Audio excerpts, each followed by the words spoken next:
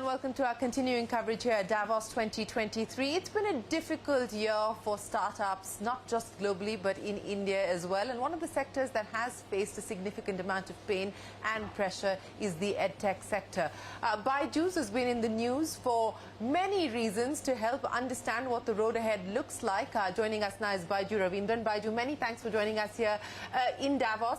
You know, you sent out a letter a couple of days ago to employees which said that 2022 is going to be your defining year. You also channeled Murakami, where you said that when you emerge from the storm, you don't emerge the same. So I want to understand from you, how different is BYJU'S going to be?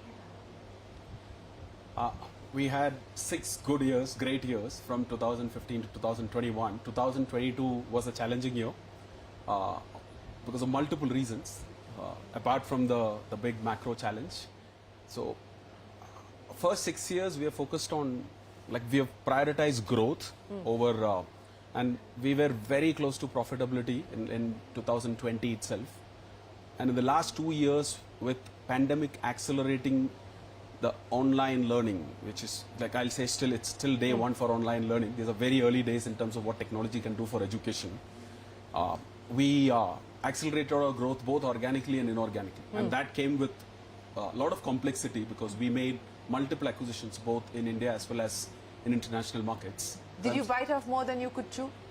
I don't think so. It's like, yeah, when you, like, there are, like, if you take a look at our acquisition scorecard, we have made 5 big acquisitions. 4 of them are doing very well. Though people talk about the one where we are struggling, the fact that Akash is 3x in just 2 years, Great Learning is almost 2.5x in 2 years, and all our US acquisitions are doing well. We've struggled with one acquisition in terms of, like, though there is a strong product market fit, we have not been able to figure out the go-to-market strategy in Byju Jr., and that's what obviously got amplified in the media.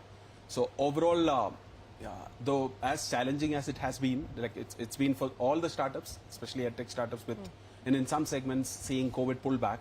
But India, we see continued momentum, and we're very, very bullish on the mid to long term. So yeah, the last 6 months have been really tough.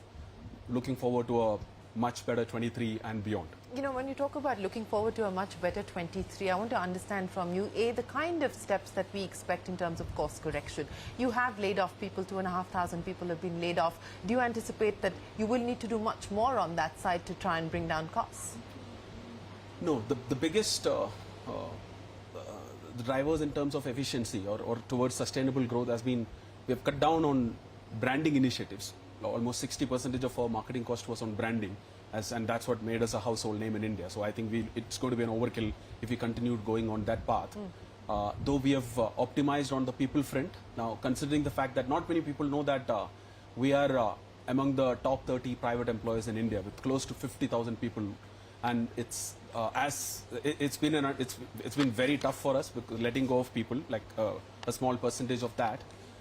So I think we have good visibility towards becoming cash flow positive in each of our subsidiaries other than Byju Jr. over the next 3 to 4 months. So by end of this quarter, early next quarter, we'll start generating cash. So I don't think we need to do much. Yeah, though this theme around focusing on sustainable growth, because idea is to build something which will last for decades. Unlike it's been 18 years for me, and I want to do this for 30 more years. You will see all other steps which we take it's towards that direction. How do we create something which will make an impact?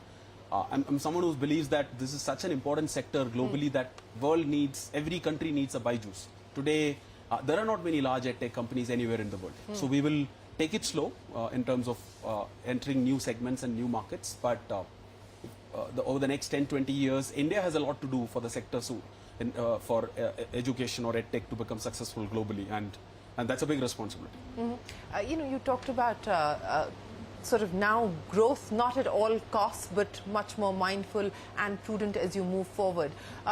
Branding, that's a significant cut in terms of expenses that you foresee. You're not anticipating more layoffs at this point in time, but that could change?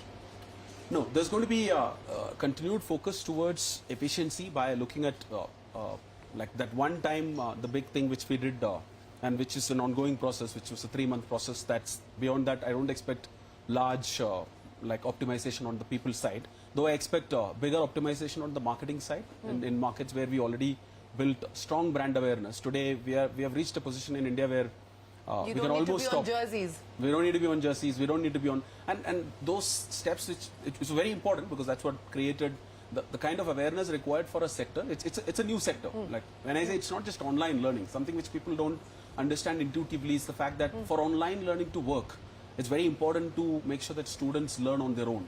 Unless we create formats which are appealing for students to learn on their own, and that's a new segment. There is this online learning is almost like self-learning. The first segment which we have created, it required a lot of initial years. It required a lot of branding initiatives. We have capitalized on both cricket and Bollywood, which are two of the biggest religions in India. And you're done. We don't need to cricket?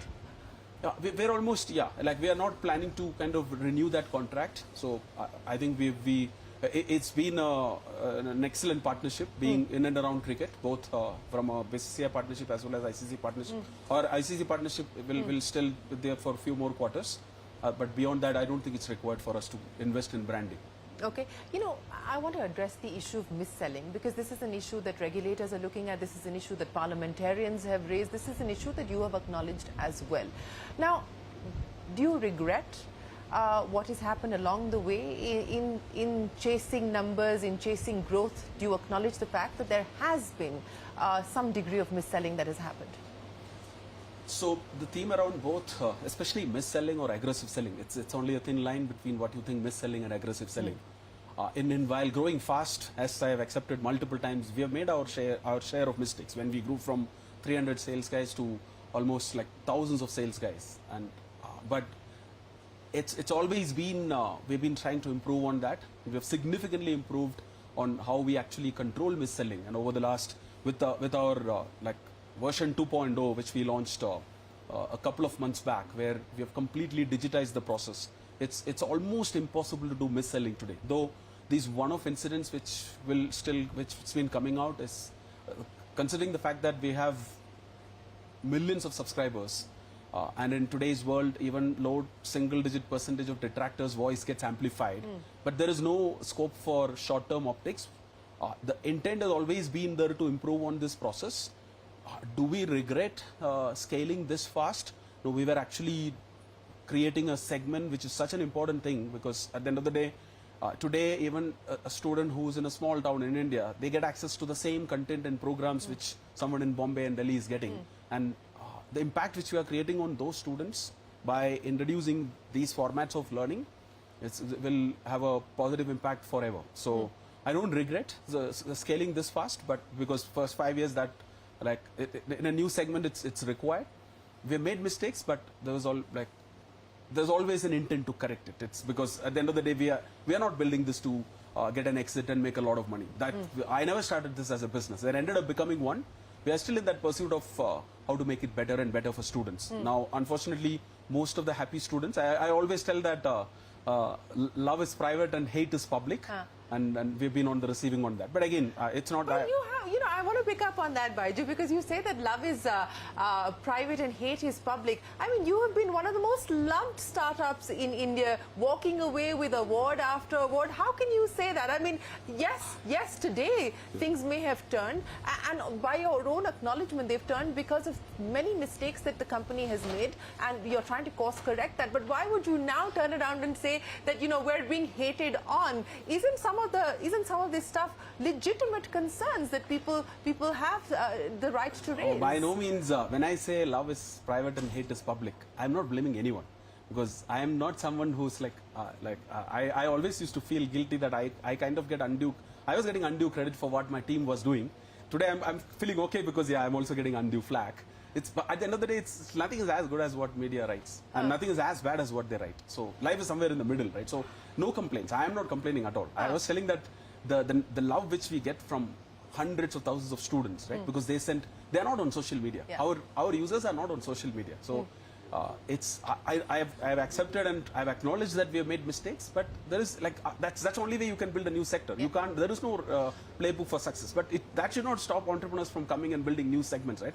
Because considering the fact that we have created now we are, among the startups, we are the largest employers. Like these are 50,000 full-time employees, and 20,000 of them are teachers. Now, these they are not everyone talks about a 20% of our workforce, which is sales. Obviously, when you build sales team and when you grow that fast, everyone will end up making mistakes. But there is no one is running away. It's like you will see us doing this for 20, 30 years more. And those who are closest to the action, I'll talk something objective here. Those who are closest to the action. There's not a single top-level exit in the last 12 months, even with so much noise. There's not a single investor who have actually taken an exit. These are they're the ones who are closest to the action, right? Because if there are real issues on the ground, if the intent is not right, these are top talent. They're not going to work just because we are in a segment which I'll say it's a segment where you do well, you'll end up doing good, or the other way around, you end up doing well, but they're not going to stay if there are real issues on the ground. You know, you said that you're here to build an institution over the next 30, 40 years. You're not here looking to exit. There's been a lot of conversation and a lot of talk around the fact that you're in the market to buy back. Is that true? The team is right, that in terms of increasing ownership, and that's aligned with how will you run something for next 20, 30 years. You need to have, it's not just about having contractual rights, like having more skin in the game than anyone else is important. If you if you are just building this for next 5 years, get an exit and do something else, maybe not, right? Like by increasing the ownership, it's not that I'm getting additional rights, but the team of increasing the ownership, I've been buying actually. If you see, we have increased our ownership by, over the last 12 months, we have only increased the ownership. And that's true. It's not just that, because I'm not talking on my behalf, right? There is a large team of people who've been, the 6 founding partners who started with me in 11 years have been there till now. It's a big responsibility when people have left everything and joined me when we were not a brand, right? So that team is right. How much do you want to increase ownership by? And is it also linked to the possibility or the probability of some investors wanting an exit? Yeah, that's finding investors who want to take in large numbers have been a challenge. As I've told you that we have almost 70 plus investors. There's not a single investor who have exited completely in the last 7 years, right? That talks a lot about what we are trying to build. Again, by no means I'm telling that we have built something great. I only say that we are on the right path. There's a long way to go before we will even think of this as success. But you need to find sellers. You also need to find people like, you give me money, I'm going to put that back in BYJU'S. So the sellers, do you know who the sellers are? Are you in talks with the sellers at this point in time? Are they the initial batch of funders? There are a lot of investors, those who are sitting on handsome returns, but it's not that proactively investors have not reached out to me in telling that they want to sell. But like team, when I say want to increase the ownership, it need not be that someone is selling, right? I can also, because I have infused more than 400 million in the last 6 months to increase the ownership. So increasing the ownership can, if sellers are not there, I'll put that as primary, just like what I've done in the last 6 months. So it's not for optics, because I've heard a lot of people telling, if it's for optics, I can just put 40 million, right? Why should I put 400 million back in the company? That is where I've, the idea is to, because if you want to do this for, it's not about who's having control. Whoever is thinking long term should have an important say in how the company is run. Do you feel worried about lack of control? Is that what's driving this? No, not at all. Not at all. Like there's not a single investor who will be, nobody will question our intent. Nobody will question our intent.